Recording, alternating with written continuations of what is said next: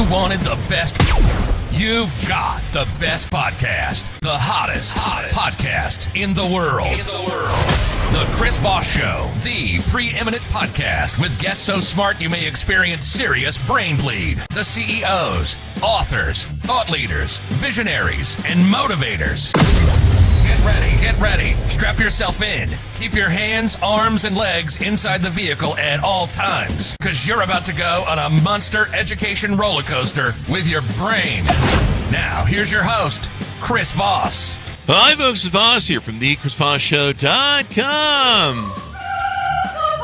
Ladies and gentlemen, there and ladies, things that makes it official. Welcome to the big show. As always, the Chris Voss Show. His family loves you, and just don't be evil. That's our main policy. Go to Goodreads.com/Chris Voss, LinkedIn.com/Chris Voss, Chris Voss 1 on the TikTokity, and all those crazy places on the internet. Today, an amazing young lady on the show. We're going to be talking about her hot new book that's going to be coming out on March 11th, 2025, called Higher Self: Reclaiming the Power of Your Intuition. Mory Fontanez joins us on the show. Fontanez joins us on the show. Did I get that right, Mory? Fontanez, yes. Mory Fontanez. So we're going to get into her background and what she does. She is a highly sought-after intuitive life and leadership coach, host of the acclaimed Signal podcast, and founder of 822 Group, a consultancy dedicated to elevating organizational consciousness.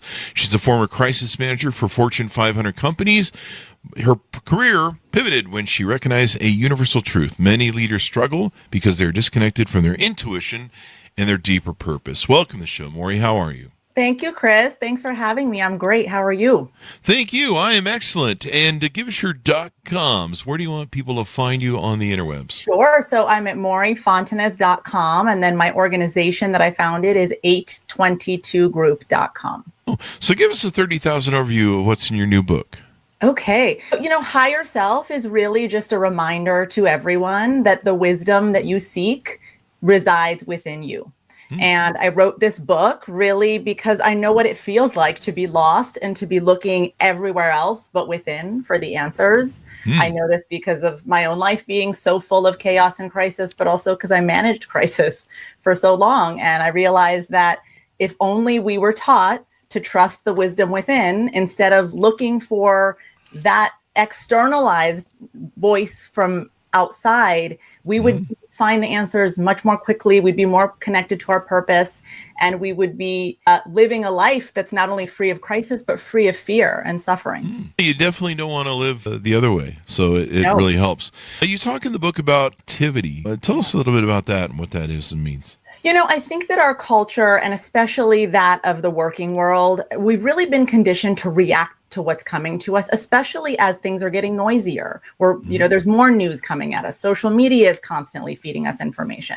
And so we haven't really been given permission to pause. And what I find with a lot of CEOs, for example, that I coach, is that they get themselves in hot water when they don't pause, when they are just reacting. And that reaction actually is a moment in time from the past where something is emotional within the person that they're bringing to the present. So, that saying, if it's hysterical, it's historical. Reactivity is about give yourself a minute to take care of that little self who's in the emotion so that you can then tap into a more present voice that is not coming from fear, but also doesn't react in a way that creates more harm to the people around you. Oh, wow. Yeah, that can definitely make a difference. So give us a little bit of history on your journey through life. You mentioned some of the things you did, and of course you were working with Fortune 500 companies. Tell us a little bit about your journey, how you were raised, and some of the challenges that you overcame. Yeah, it's interesting when I always say I was born into crisis. I'm the daughter of two, Iranian immigrants, refugees from the revolution, born in the US, and then, a mom who felt so separated from her people and her culture that she wanted to take her baby back to meet people. And we got stuck in Iran during an Iran-Iraq war for a year and a half. And so I really feel like crisis is a part of my DNA. It is how I came into this world. And so what did I do? I sort of sought crisis in my life because it tended to be the thing I was most comfortable with. Whatever you grow up with, as insane as it is also a comfort zone for you in many ways. And so I turned it into a career. I ran towards the fire that other people were running away from. And so when people were in crisis or significant change, I'd find myself there, and I'd find myself there with a clear answer in my mind.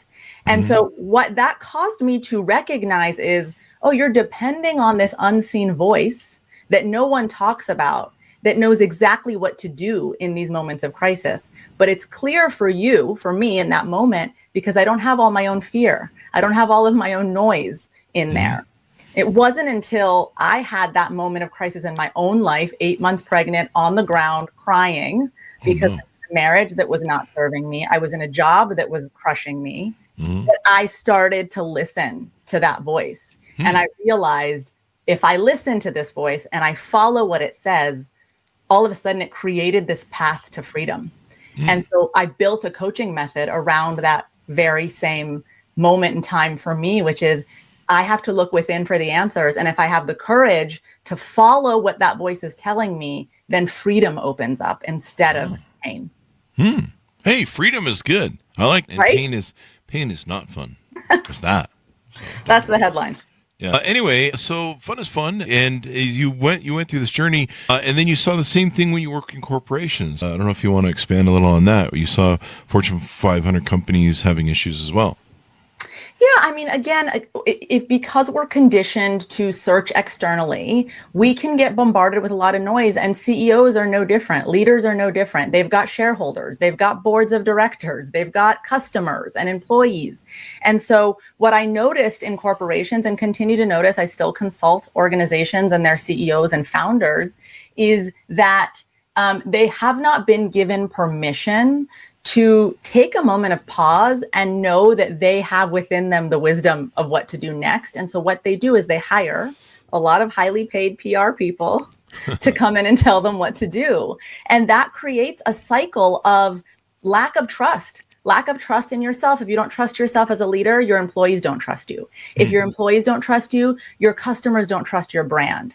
And because it's so noisy out there, it's really hard to get people to have a loyalty to you, your business, your organization, if in the DNA of that organization is not inherent trust. And that starts with the leader trusting themselves. Now, how does somebody know if, there's an old saying by George Carlin, think of how dumb the average person is and realize 50% of the people are dumber than that. I joke, Love people, him. but it's true. About 35% of this country's always been insane. And I think we have enough historians on there at the show that we've talked about with that. It's one thing to be intuitive and to trust yourself or think you should trust yourself, but how do you know you're trustable? How do you know that your intuitive nature is good or trained up? I mean, I'll give you an example. When I was young, I was dumb as a rock, especially at 18. But now I hopefully am maybe as smart as a flower.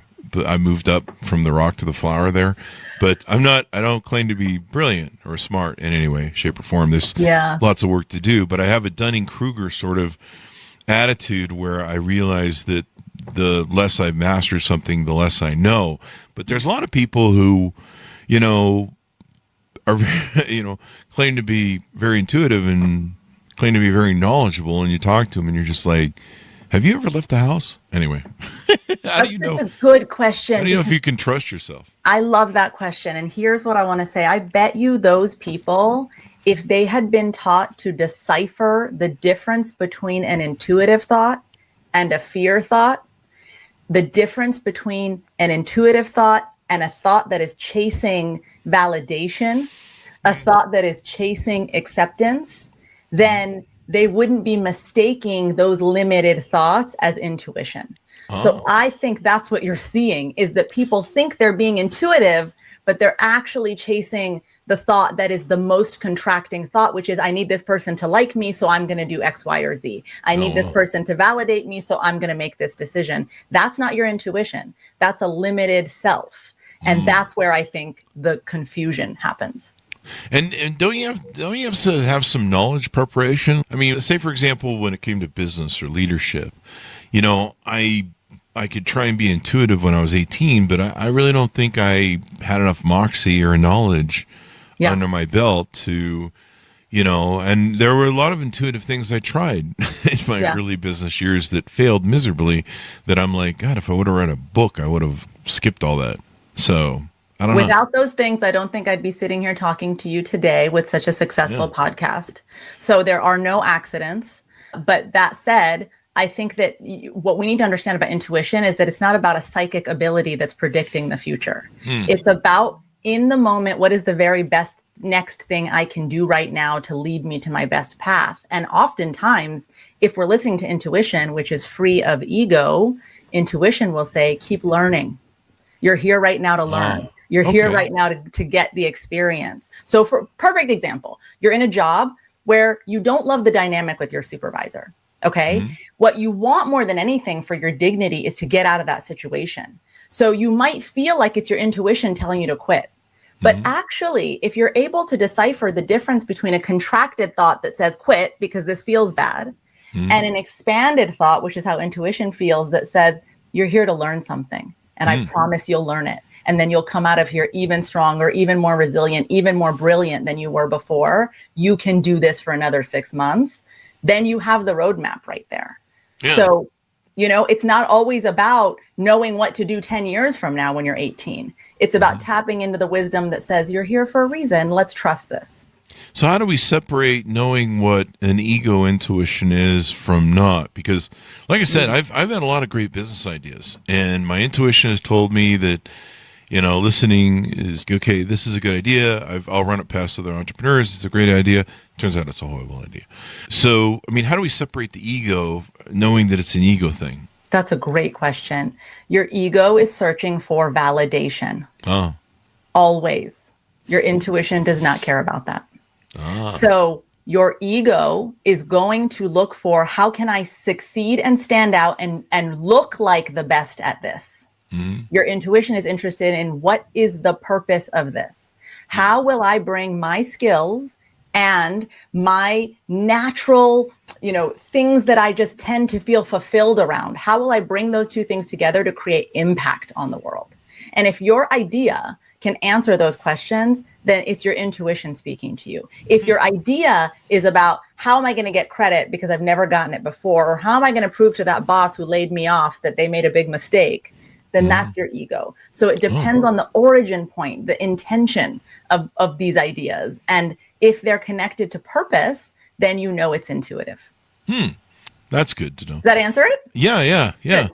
As you've done the research for your book, what were some of the other things that you found that were important for helping people get to their higher self? There's a few of them. First of all, perfectionism is an anxiety. Let's just name it what it is. Perfectionism is an anxiety that is celebrated in a lot of our corporate cultures because it creates high functioning people who are very hard on themselves and get things done, and they get them done well.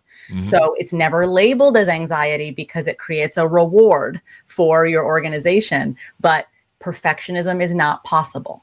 And so when we suffer under the illusion that we're going to create something perfect, it's no different than being anxious about something else. That's the first one. The second is, I have this beautiful opportunity of sitting across the Zoom from some of the most incredible leaders and people I grew up watching on screen and film and coaching them. Imposter syndrome leaves no one behind. Every single one of those people has imposter syndrome. And the thing about imposter syndrome is it convinces you you're the only one who believes that you can't do it. You're the only one that doesn't have the experience, the know-how, the skill set. And in fact, again, it's an illusion, because even the person you're looking up to, who you think, oh, that person has really got it made, even they are suffering under imposter syndrome. And so there's something in knowing that breaks you free of the hold that it has on you. Oh, wow. That's good to know. That's good to know. And so you've helped a lot of people with crisis management. What's the number one thing you see people struggling with nowadays that come to you for counseling and help? I think nowadays, because, we went through such a severe bout of cancel culture, there's a fear of speaking the truth. There's a fear of saying what we really think. A lot of that has been deeply politicized as well. And so right now, as a crisis manager, I'm no longer writing talking points as a PR person that I want you to say, Chris, to get your reputation back in order. What I'm doing is working with you to say, what is your truth here?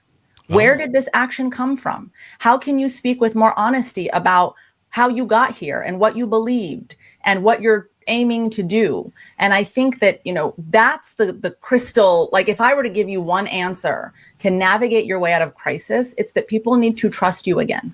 It's really about finding out what is true for me and how do I communicate that in a way that connects to other people, instead of reading a bunch of messages somebody wrote, and people can tell they're intuitive. Remember, we're all intuitive beings. People can tell when you don't walk the walk, when you don't mean the thing that you're saying. So I really think it's about speaking truth from a place of pause and true, self-assessment and self-awareness. Mm-hmm. So as we go out, final thoughts you have on the book, and telling people, what are some of the offerings that you have on your website? I believe you have the podcast we should probably get a plug in here for. Yeah, so I co-host a podcast with my best friend. She really plays the foil to my metaphysical conversations all the time by just being, asking you the questions that a stay-at-home mom would have, or, an average person would have. That's called Signal.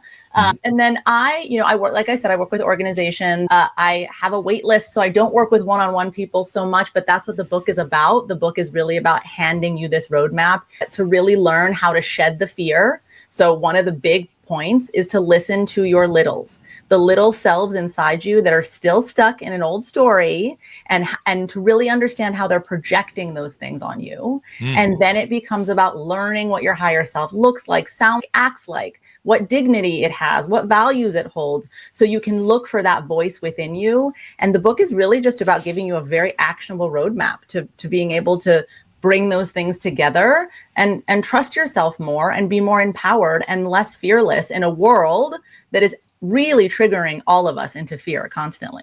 Mm-hmm. Yeah, there's a lot of scary things going on in the world. There are. If you focus on that, then you miss the good stuff, and the pleasure, and the good things that happen, like the funny stuff in the Chris Voss Show. As we go out, tell people how they can onboard with you, how they can reach out to find out more of working with you, et cetera, et cetera. Yeah, you can follow me on Instagram at Mory Fontanez, the same, and then you can buy Higher Self anywhere that you buy your books, Barnes & Noble, Amazon, and you can listen to Signal anywhere you listen to podcasts. Well, thank you very much, Mory, for coming to the show. We really appreciate it. Thank you for having me, Chris. Thank you. And thanks, Arnis, for tuning in. Order the book wherever fine books are sold. Higher Self, Reclaiming the Power of Your Intuition, out March 11th, 2025. Go to goodreads.com/Chris Voss, LinkedIn.com/Chris Voss, Chris Voss1, the TikTokity, and all those crazy places on the internet. Be good to each other. Stay safe. We'll see you next time.